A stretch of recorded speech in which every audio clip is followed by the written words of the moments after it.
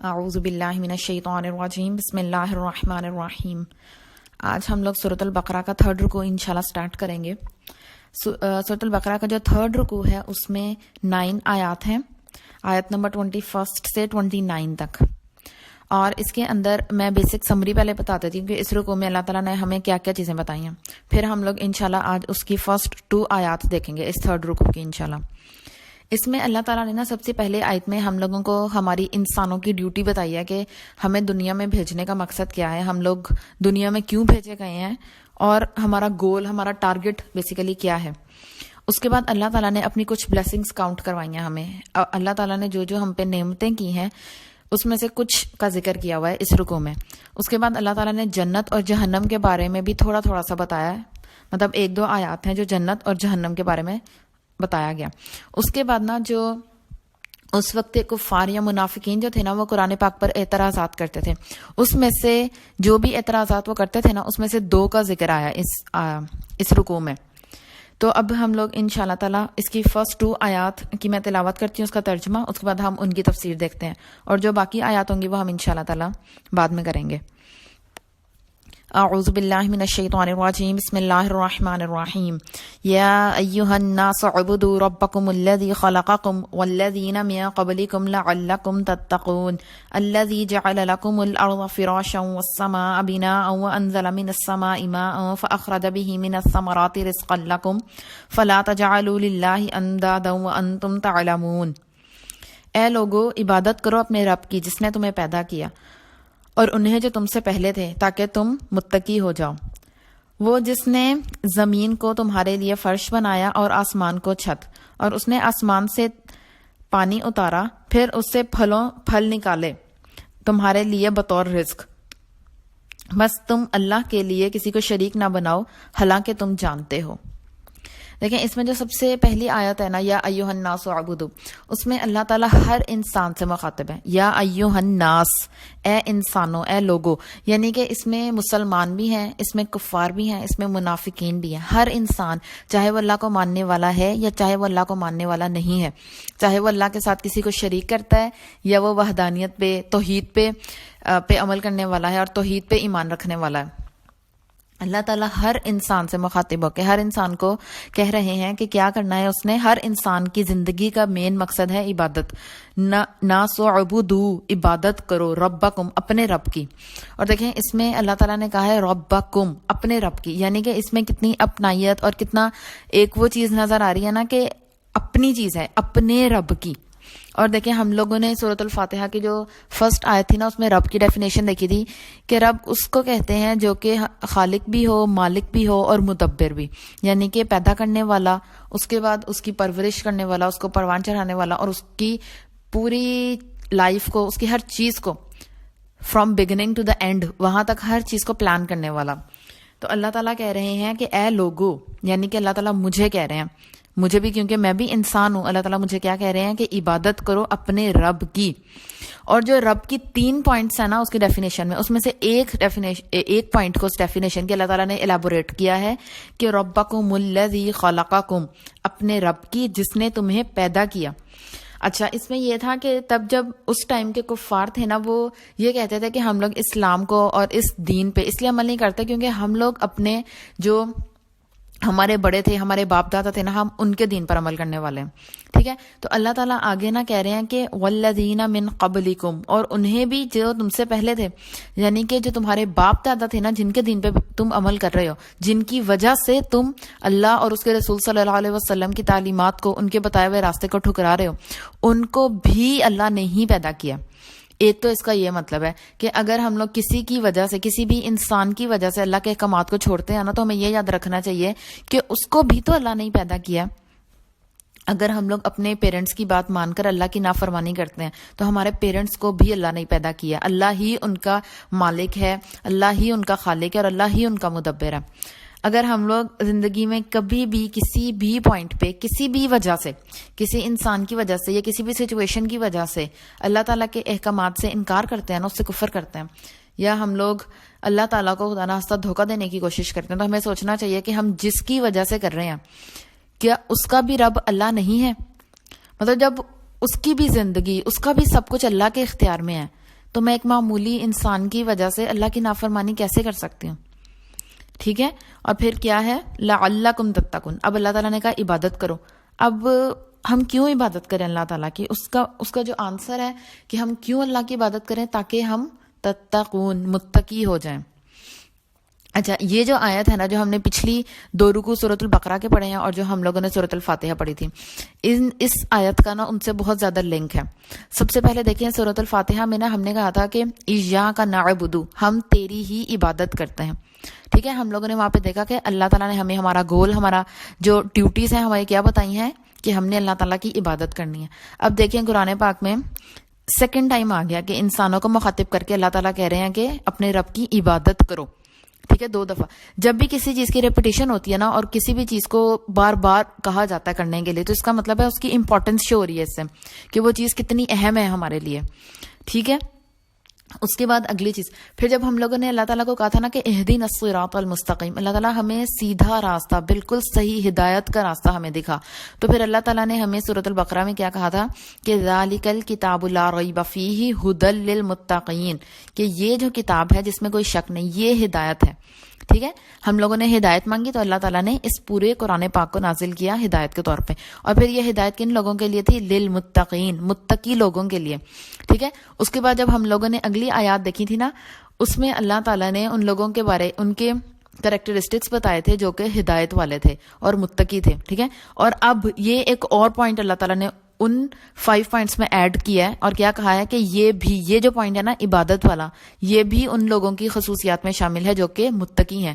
اگر تم اللہ کی عبادت کرو گے تو تم متقی لوگوں میں شامل ہو جاؤ گے. اور متقی لوگ کون ہوتے ہیں؟ جن کو اللہ تعالیٰ ہدایت دیتا ہے. اور جو ہدایت والے ہوتے ہیں اولئک علی ھدی من ربہم، اللہ کی طرف سے جنہیں ہدایت ملتی ہے، واولئک ھم المفلحون، اور وہی فلاح پانے والے ہیں. اور فلاح کا مطلب ہوتا ہے کامیابی، اور یہ کامیابی دنیا کی بھی کامیابی ہے اور آخرت کی بھی کامیابی ہے. یعنی دنیا میں بھی انہیں انشاءاللہ کامیابی ملے گی اور آخرت میں بھی کامیابی ملے گی. تو اب آپ لوگ دیکھ لیں، جو وہ 5 پوائنٹس ہم لوگوں نے پڑھے تھے نا، اس میں یہ 6 پوائنٹ ایک اور ایڈ ہو گیا ہماری ہدایت کے لیے، ہمارے متقی ہونے کے لیے، اور ہمیں اچھے رزلٹ کے لیے، تاکہ ہمیں فلاح ملے، ہمیں سکسیس ملے.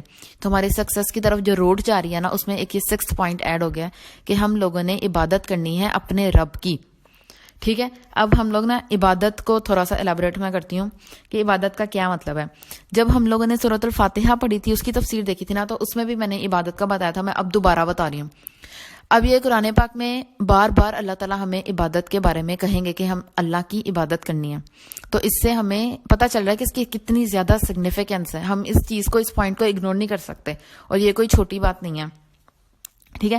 عبادت کی نا یہ ایک ڈیفینیشن آتی ہے کہ عبادت سے مراد ہے کہ کمال کی محبت اور خوف کے ساتھ اللہ کے سامنے جھک جانا. اور جھکنا کیسے؟ جسمانی طور پہ بھی، روحانی طور پہ بھی.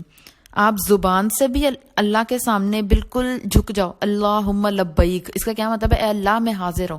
مطلب میں زبان سے اللہ تعالیٰ کے سامنے اپنی عاجزی اور انکساری شو کر رہی ہوں. اس کے بعد اپنے خیالات، اپنی سوچ کو بھی اللہ کا ہی بنا دینا. اللہ کے سامنے اپنی سوچ، اپنے خیالات، آپ کے دل میں جو بھی چیزیں پیدا ہوتی ہیں، جو آپ کی خواہشات پیدا ہوتی ہیں، ان کو بھی اللہ کے تابع کر لینا. اور عملی طور پہ بھی، عملی طور پہ ہم کون سی، اچھا، اور عبادت جو ہوتی ہے نا، وہ بدنی بھی ہو سکتی ہے. مطلب آپ باڈیلی جو آپ کر سکتے ہیں، جس میں نماز آتی ہے. اس کے علاوہ مالی عبادت بھی ہوتی ہے اور روحانی عبادت بھی ہوتی ہے. اس میں جو مین 4 ہے نا، وہ ہے نماز، روزہ، زکوٰۃ اور حج. یہ وہ فرائض ہیں جو کہ ہر مسلمان پہ فرض ہیں. ٹھیک ہے. اور مطلب جو زکوٰۃ اور حج ہے، اس کی کچھ اور کنڈیشنز بھی ہیں. وہ پھر جیسے جیسے ہم آگے قرآن پاک پڑھتے جائیں گے، وہ ہمارے سامنے آتی جائیں گی انشاءاللہ. ٹھیک ہے. اور جب بھی ہم حقوق اللہ یا حقوق العباد ادا کرتے ہیں نا، یہ دونوں چیزیں بھی عبادت میں ہی شامل ہوتی ہیں. ٹھیک ہے. یہ جو میں نے 4 بتائی ہیں نا، نماز، روزہ، زکوٰۃ، حج، یہ تو مین ہے، میجر ہے. ٹھیک ہے. جو کہ ہر کسی کے لیے ہے. اس کے علاوہ اگر ہم کسی کو پانی پلاتے ہیں، اگر ہم کسی کو سلام کرتے ہیں، ایون راستے سے اگر کوئی رکاوٹ کو دور کر دیتے ہیں نا، کسی کو نیکی کی بات بتاتے ہیں، ہم اللہ کا ذکر کرتے ہیں، تسبیحات کرتے ہیں، ہر چیز عبادت میں آتی ہے. ٹھیک ہے. اور عبادت کے لیے نا جو ایک چیز جو آج آپ لوگوں کا مین پوائنٹ ہے سیکھنے والا، اس میں سب سے امپورٹنٹ چیز ہوتی ہے اللہ تعالیٰ سے آخری حد تک کمال کی محبت اور کمال کا خوف. اس کا مطلب یہ ہے کہ جتنی محبت ہم اللہ سے کرتے ہیں نا، اس سے اوپر کسی سے نہیں. ایون اپنے پیرنٹس سے بھی نہیں، ایون اپنے کسی فرینڈ سے، اپنے کسی بھی ریلیشن سے، ایون اپنے آپ سے بھی نہیں، کسی سے بھی نہیں. ٹھیک ہے. اگر کوئی بھی چیز آپ کو اچھی لگتی ہے نا، چاہے وہ کوئی مٹیریلسٹک کوئی چیز ہے، کوئی ریلیشن ہے یا کچھ بھی، اس سے اوپر اللہ کی محبت ہونی چاہیے. اور جب بھی ہم کسی سے بہت زیادہ محبت کرتے ہیں نا، ہمارے دل میں کسی کا بہت پیار ہوتا ہے، تو ہم اس کی خاطر نا اپنی بہت سی چیزوں کو چھوڑنے کے لیے تیار ہوتے ہیں. تو اگر ہمیں کبھی بھی جب ہمارے دل میں اللہ کی سچی اور پکی محبت ہوگی نا، تو ہم اللہ کی خاطر، اللہ کے احکامات کی خاطر بہت سی چیزوں کو چھوڑنے کے لیے بالکل تیار ہوں گے. اور پھر دوسری چیز آتی ہے بہت زیادہ اللہ کا خوف.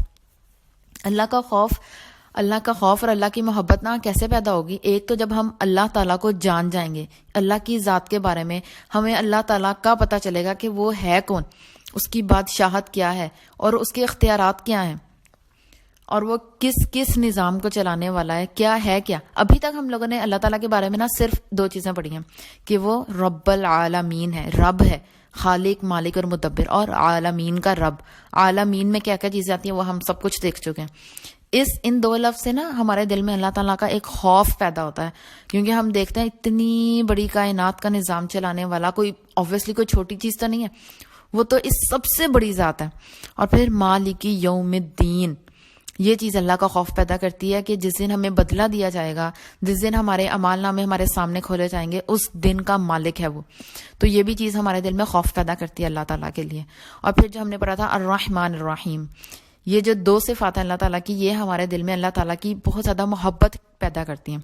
اچھا، جب فرسٹ آیت میں اللہ تعالیٰ نے ہمیں بتا دیا کہ ہم نے عبادت کرنی ہے اپنے رب کی جس نے ہمیں پیدا کیا، اور کیوں کرنی ہے؟ تاکہ ہم متقی ہو جائیں. اس کے بعد نا اللہ تعالیٰ نے اگلی آیت میں اپنی نعمتوں کا ذکر کیا، اور نعمتوں کے ذکر سے کیا ہوگا؟ ہمارے دل میں اللہ تعالیٰ کی محبت پیدا ہوگی.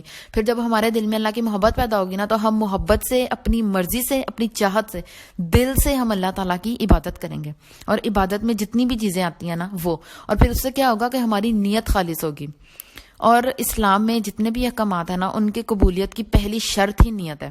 اگر ہماری نیت صاف ہے نا، ہماری نیت پاک ہے، ہماری نیت اللہ کی رضا ہے، تب ہی وہ عبادت قبول ہوگی. ٹھیک ہے. اچھا، اس میں پھر کیا تھا؟ میں نے بالکل جب ہم لوگوں نے تفسیر سٹارٹ کی تھی نا، میں نے تب یہ بات بتائی تھی کہ ہمارے لیے نا کسی بھی انسان کی بات یا کوئی بھی چیز جو ہوتی ہے نا، ہمارے لیے تب امپورٹنس رکھتی ہے جب اس کی ہمارے دل میں کوئی محبت یا کوئی اہمیت ہو. تو ہم لوگوں نے سب سے پہلے اللہ تعالیٰ کی محبت اور اللہ کا خوف اپنے دل میں پیدا کرنا ہے. پھر اس کا ہر حکم ماننا، اس کی ہر چیز پہ لبیک کہنا ہمارے لیے بہت آسان ہو جائے گا. ٹھیک ہے انشاءاللہ. اب یہ اگلی آیت کا ترجمہ سن لیں. وہ جس نے تمہارے لیے زمین کو فرش بنایا. سب سے پہلی نعمت جو اللہ تعالیٰ نے ہمیں بتائی ہے وہ کیا ہے؟ کہ اللہ تعالیٰ نے زمین کو ہمارے لیے، اب زمین میں جتنی بھی چیزیں ہیں نا، ہر چیز اللہ تعالیٰ نے ہمارے لیے پیدا کی ہے. اور دیکھیں پوری کائنات جو ہے نا، اللہ تعالیٰ نے انسان کے لیے، ایک انسان کے لیے پیدا کی ہے. ہر چیز کا جو محور ہے نا وہ انسان ہے. اس کے بعد اللہ تعالیٰ نے کیا؟ آسمان کو ہمارے لیے چھت بنایا. اور صرف چھت نہیں بلکہ اس سے ہمارے لیے آسمان سے پانی اتارا. اب آپ لوگ خود دیکھ لیں پانی کی امپورٹنس کیا ہے. اگر ایک دن بھی پانی نہ آئے نا تو اس سے کیا حالت ہو جاتی ہے. ہر چیز ہماری پانی سے وابستہ ہے. پانی کے بغیر کچھ بھی نہیں ہو سکتا. ہم نے پینا ہوتا ہے، ہم لوگوں نے واشنگ میں یوز کرنا ہوتا ہے، کوکنگ میں یوز کرنا ہوتا ہے. پانی سے ہی اتنی چیزیں چلتی ہیں. ہماری زندگی ہی پانی سے چل رہی ہے. اس کے بعد اللہ تعالیٰ کہہ رہے ہیں اور صرف پانی نہیں، آسمان سے پانی بھی اتارا. اور پھر کیا؟ جب وہ پانی زمین پہ پڑتا ہے تو اس کو اتنی زرخیز پیدا کیا کہ اس سے ہمارے لیے رزق آتا ہے. دیکھیں رزق ایک ایسی چیز ہے جس کے بغیر کوئی بھی انسان زندہ نہیں رہ سکتا. پانی اور کھانا، یہ دونوں چیزیں ہر جاندار کی ضرورت ہے.